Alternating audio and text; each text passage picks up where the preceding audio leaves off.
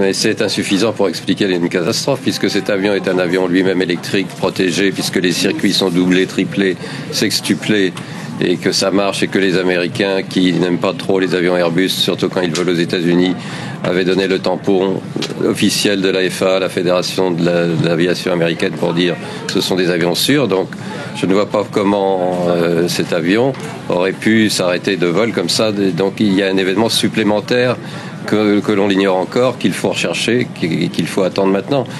Alors maintenant, au niveau de l'enquête, ça devrait aller relativement vite, enfin, on l'espère en tout cas, parce qu'on l'a appris il y a quelques minutes. Le dernier contact qu'on a eu avec l'appareil dit que l'appareil se trouvait à 565 km des côtes brésiliennes. D'ailleurs, on va peut-être pouvoir voir, si on le peut, la carte pour voir un peu où se trouvait cet avion et la trajectoire qu'il a empruntée, ce qui veut dire que les recherches devraient arriver très rapidement sur zone. Elles sont d'ailleurs sur zone. Donc voilà, on a la carte ici. Voilà, il est à 500 km, il vient de quitter les côtes du Brésil, il passe sur une île juste à côté, là, l'archipel de... Voilà. Et là, on sait que l'avion est repéré dans ces coins-là. Donc, ce qui fait que la zone d'incertitude a diminué, que les avions, au lieu de perdre du temps à chercher au milieu de l'Atlantique, vont aller directement sur cette zone-là, et donc chercher, et donc trouver.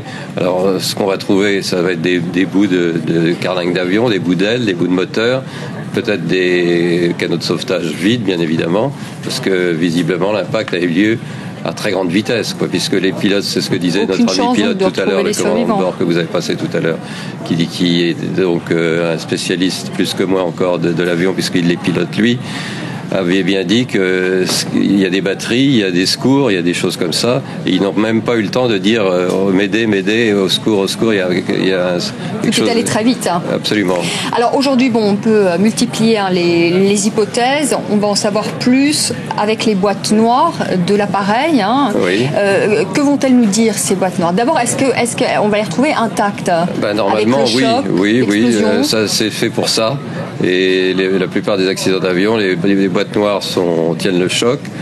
Et même si elles sont endommagées, il y a des spécialistes au bureau enquête et analyse à Paris qui sont capables de reconstituer des bandes sonores détériorées qui ont brûlé. Des bribes de conversation, c'est ça, entre le pilote, le copilote?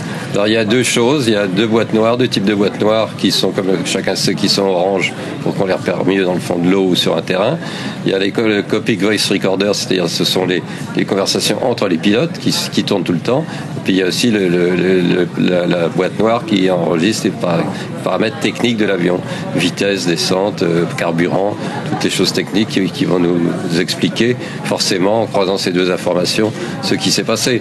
On saura évidemment. Dans les heures qui viennent, vous pensez? Non. Alors parce qu'il faut le temps de décrypter ces boîtes noires. D'abord il va falloir trouver l'épave de l'avion, il va falloir trouver les boîtes noires et ensuite les décrypter. Il faut d'abord que les enquêteurs aillent sur place, parce que les enquêteurs, il y aura une commission tripartite pour l'enquête, c'est-à-dire des gens d'Air France, utilisateurs de l'avion. Il y aura les gens de la DGAC, la Direction Générale de l'Aviation Civile, qui font les règlements aéronautiques.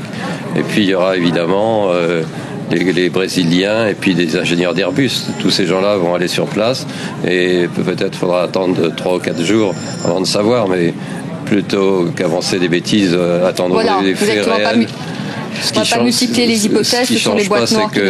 Nous avons affaire à une véritable catastrophe aérienne. Et Air France, une compagnie sûre, il faut le rappeler, il y a très très peu d'accidents avec Air France. C'était un Airbus qui a été contrôlé, qui était très récent, 2005.